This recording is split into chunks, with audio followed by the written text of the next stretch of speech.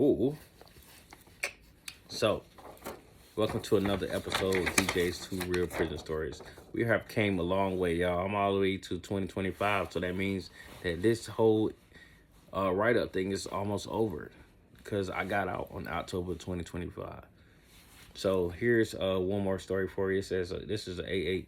On Tuesday, April 29, 2025, at approximately 22 hours, a correctional officer, Sean Atkins, responded to a code 5 on Blue Unit LPOD that was announced over the radio. When he arrived, he noticed that offender Gonzalez had two sheets outside his cell on fire.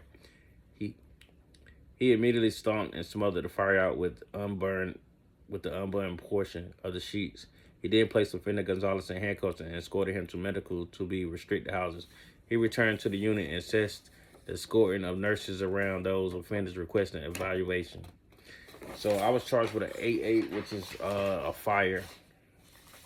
This particular situation happened because I had just got it when I got sit in the this new block.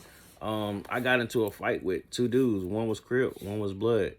Niggas from the block I had just left sent them at me, trying to say I was a rat because I was talking to the chick that got me caught up, that I was in love with.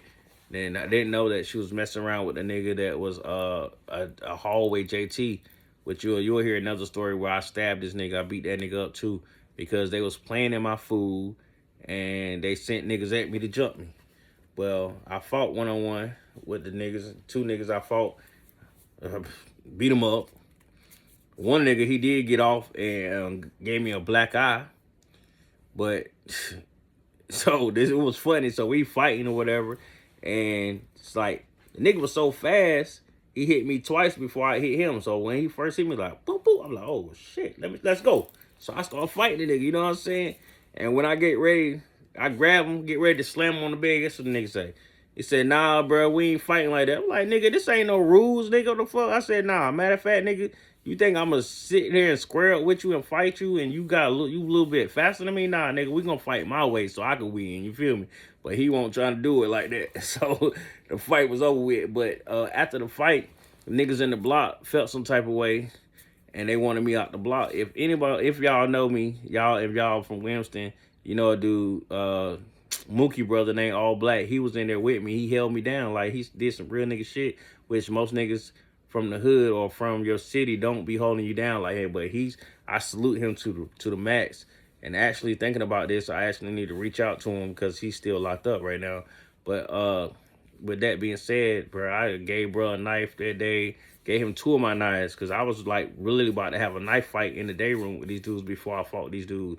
But to make the story a little bit shorter, because this is a long story, after I fought these dudes, the Bloods in the block didn't want me in the block anymore because they felt like, well, they know that I was a shooter and I was a fighter, so they didn't want me to be around so I wouldn't retaliate and jump on one of them and beat them up or stab them without them knowing. So they wanted me out of the block. So for a few days, I kept trying to get out of the block, like, regular.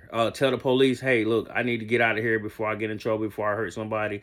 Oh, I tell the unit manager, oh, I need to get out of here. I'm afraid for my life, lying and everything. Like, trying everything in my power to leave there positively without a charge, without getting in trouble, but the police would not help me. So this particular day where I set this fire, I was asleep in my cell and I wake up to everybody bitching about the canteen.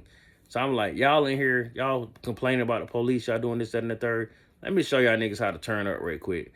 So I took my sheets and I set them on fire and I threw them outside of my door. Ended up getting locked up for that. And because of that, they sent me to medical and put me on suicide for 24 hours.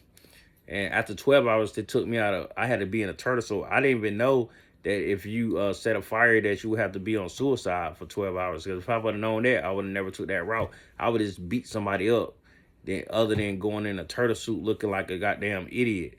And I had to be in there for 12 hours. And because of that, got locked up. And that's what I got charged with. But all this stuff still stemmed behind the chick that I was messing with. But with that being said, like, subscribe, and share. And we almost over with the write-ups, y'all. And then I'm just start telling you some of the stories that I had that was not on record. So with that being said, like, share, and subscribe. And thank you for your time and patience. Thank you.